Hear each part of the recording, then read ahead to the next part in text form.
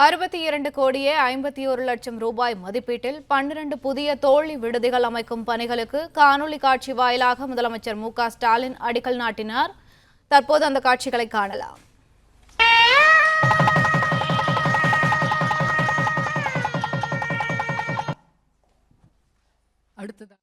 மேலும் இதுகுறித்த கூடுதல் விவரங்களை எமது செய்தியாளர் ராஜகுமரன் வழங்க கேட்கலாம். வணக்கம் ராஜகுமரன், விவரங்கள் என்ன?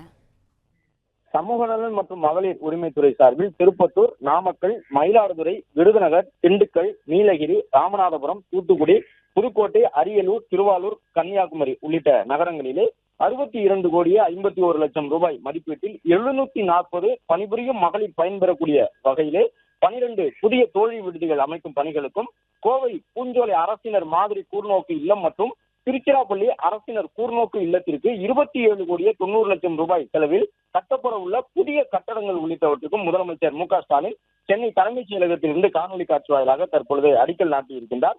மேலும் சென்னை ராயபுரம் அரசினர் குழந்தைகள் இல்லத்தில் 7 கோடி ரூபாய் செலவில் கட்டப்பட்டுள்ள புதிய கட்டடத்தையும் முதலமைச்சர் இன்று திறந்து வைத்துள்ளார்.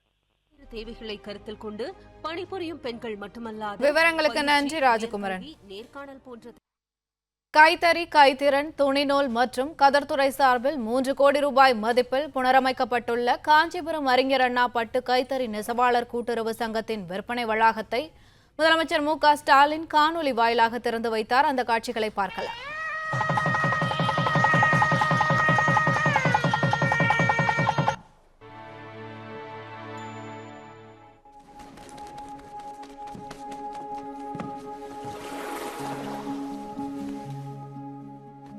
மேலும் இதுகுறித்த கூடுதல் விவரங்களை எமது செய்தியாளர் ராஜகுமரன் வழங்க கேட்கலாம். வணக்கம் ராஜகுமரன், விவரங்கள் என்ன?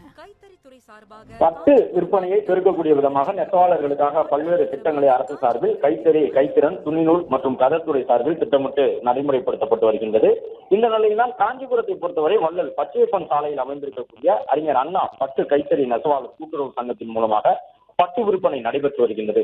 அங்கே இருக்கக்கூடிய அண்ணா பட்டு விற்பனை வளாகத்தை புனரமைக்க வேண்டும் என்ற கோரிக்கையினை ஏற்று 3 கோடி ரூபாய் செலவில் புனரமைக்கப்பட்டு தற்பொழுது காணொலி காட்சி வாயிலாக சென்னை தலைமைச் செயலகத்தில் இருந்து அண்ணா பட்டு கைத்தறி நெசவாளர் கூட்டுறவு சங்கத்தினுடைய காஞ்சிபுரம் அண்ணா பட்டு விற்பனை வளாகத்தை முதலமைச்சர் 3 கோடி ரூபாய் செலவில் புனரமைக்கப்பட்டிருக்கக்கூடிய நிலையில் காணொலி காட்சி வாயிலாக திறந்து வைத்துள்ளார்.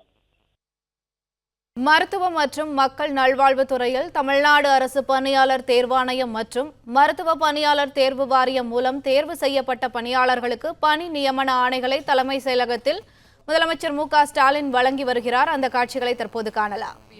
திருமதி பாக்கியலட்சுமி,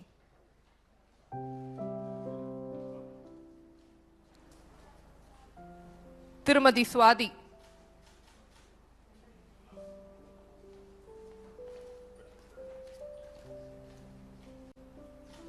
திருமதி சிவகலை. மேலும் இதுகுறித்த கூடுதல் விவரங்களை எமது செய்தியாளர் ராஜகுமரன் வழங்க கேட்கலாம். வணக்கம் ராஜகுமரன், விவரங்கள் என்ன?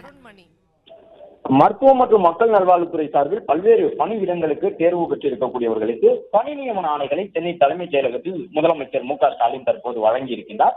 அதன்படி மருத்துவம் மற்றும் மக்கள் நல்வாழ்வுத்துறையில் தமிழ்நாடு அரசு பணியாளர் தேர்வாணையத்தின் மூலமாக உதவியாளர்களாக 196 பேரும், வட்டார சுகாதார புள்ளியியலாளர்களாக 18 பேரும் பணியிடங்களுக்கு தேர்வாகி இருக்கின்றார்கள்.